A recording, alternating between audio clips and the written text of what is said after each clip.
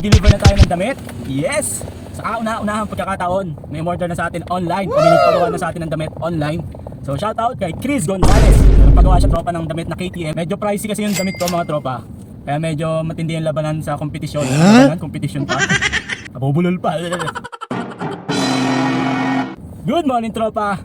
So for today's video mga tropa, samahan nyo ako. Magdi-deliver na tayo ng damit. Yes! Sa kauna-unahang pagkakataon, may order na sa atin online o may nagpagawa na sa atin ng damit online. So shoutout kay Chris Gonzales. So nagpagawa siya tropa ng damit na KTM. So yung KTM na yon is original design ko. Although yung KTM syempre hindi sa atin yun. Kasi motor ko KTM. So nag-design ako ng KTM na logo para panggamit ko din, at the same time pang benta. So merong isang tropa na nagkagusto doon sa design natin at nagpagawa. So ngayon di-deliver na natin sa JNT. So dadaan natin sa JNT bago tayo pumasok sa trabaho. So maraming salamat Chris Gonzales, all the way from Quezon City. So shoutout sa iyo tropa. So maraming salamat. Sana kung may group sana si tropang Chris, makita ng group niya. Tapos pag nagustuhan, pwede magpagawa din sa akin. Yes, saya ko tropa, saya ko. Kasi for the first time, may paggawa na ng damit. Medyo pricey kasi yung damit ko mga tropa. Kaya medyo matindi yung labanan sa kompetisyon. Oh, labanan, competition pa. Medyo matindi yung kompetisyon sa paggawa ng mga damit. Kasi sa panahon ngayon, pamurahan na pamurahan.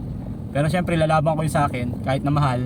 Yung quality naman talaga 100% sure na sure ako panalo yung quality ng damit natin. So ngayon nga pala, shout out, i-flex ko lang tong another design ng KTM 390 kung nakikita nyo. So dry fit din yung damit. Tapos yung print nya is DTF.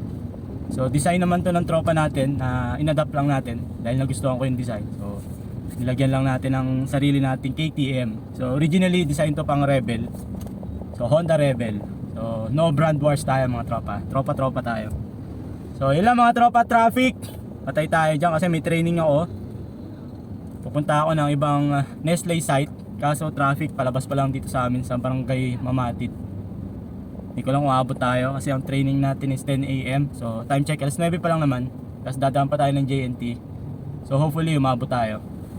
So bago ko tapusin tong video, so sana bisitahin nyo yung page natin, 9 Lives Clothing. So yung napili ni tropa is KTM na design. So marami kayong pagpipilian mga tropa. May pusa, may anime, ano pa ba? May sasakyan, may motor. Marami tayong design. Sana bisitahin nyo yung page natin. Baka meron kayong magustuhan mga tropa. So for only 500 pesos, quality yung damit. I assure you, hindi nyo pang babahayang panlalakad nyo. Quality yung print, Gamuza or DTF. At syempre, quality yung sukat.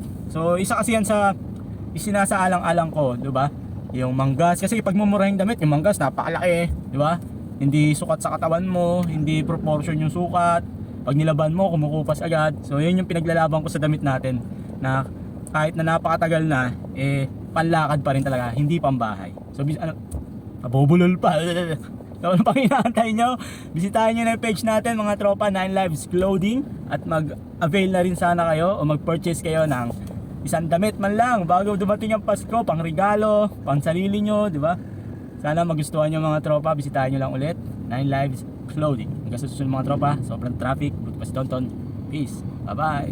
Shout out sa'yo Chris Gonzales. Maraming salamat.